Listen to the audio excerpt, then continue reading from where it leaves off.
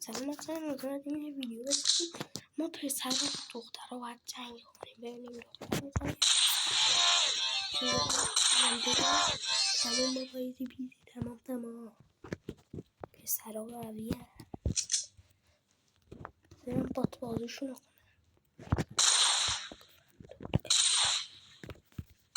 برگیم رو کنم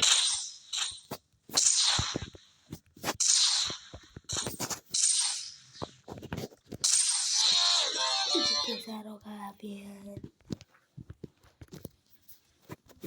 دوتاشون هم لفت دادن از ترسشون. اصلا یه دستیه میخوایم بریم اونا که لفت دادن میزنم از صبح تا یکی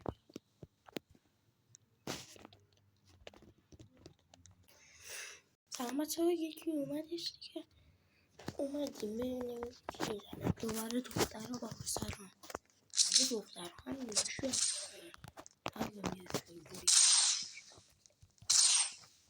حواسمون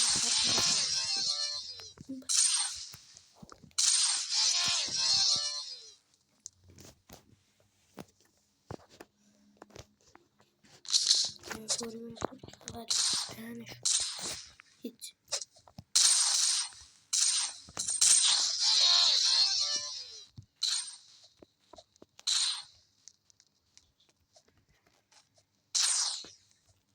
تو کجا یخه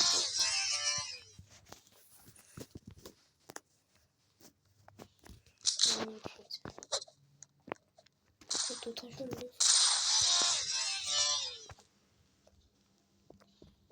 خودمون هم لفت داد تمام انقدر کردیم همشون لفت میدن